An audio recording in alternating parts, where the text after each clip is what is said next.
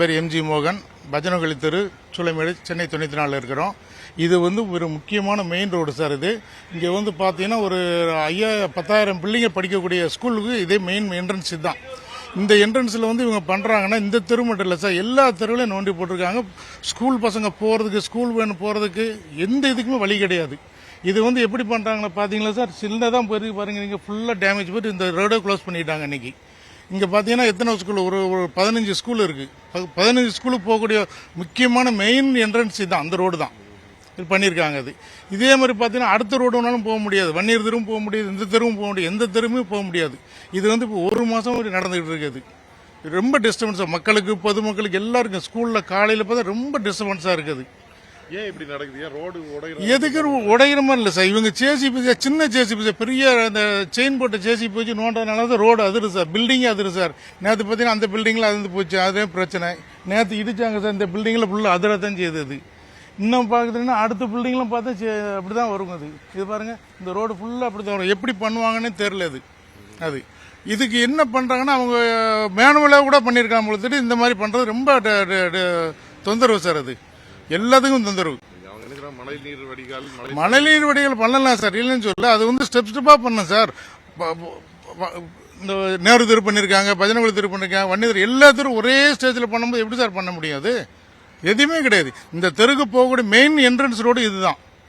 ஒன்று இந்த ரோடை முடிச்சுட்டு அடுத்த ரோடு போயிருக்கணும். அவங்க எல்லாம் அந்த ரோடு பண்ணியிருக்கணும். எல்லா ரோடும் க்ளோஸ் பண்ணி வச்சுட்டாங்க.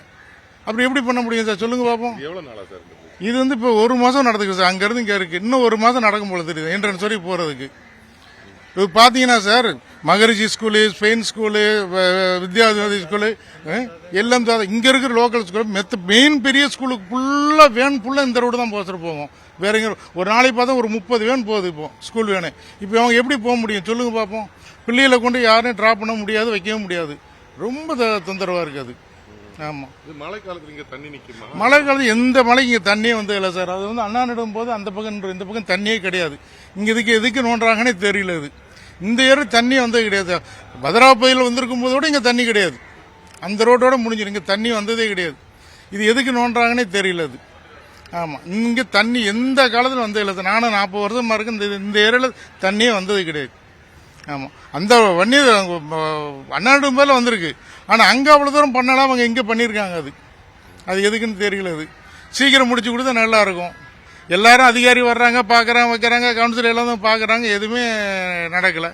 அது என்ன ஃபால்ட்டுன்னு தெரிய மாட்டேங்குது. ஆமாம், கான்ட்ராக்ட்காரனுடைய இது மிஸ்டேக்கா, இவங்க மிஸ்டேக்கா, எந்த மிஸ்டேக்கும் தெரியல. யார் மிஸ்டேக்காக இருந்தாலும் பப்ளிக் மிஸ்டேக்காக இருக்குது. அதை அவங்க சரி பண்ணணும். என் பேர் அமிதான் சார். இங்கே சூளமேடு பஜனை கோயில் ஸ்ட்ரீட்டு.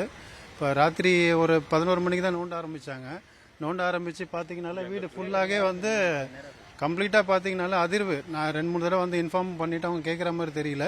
ரெண்டாவது பெரிய பொக்லன் வச்சு தான் யூஸ் பண்ணுறாங்க. இப்போ பாருங்கள், ட்ரைனேஜ் கட் பண்ணிட்டாங்க. கட் பண்ணி கிட்டத்தட்ட ஒரு 4 ஹவர்ஸாக நாங்கள் யூஸ் பண்ணாமல் உட்காந்துட்டு இருக்கோம்.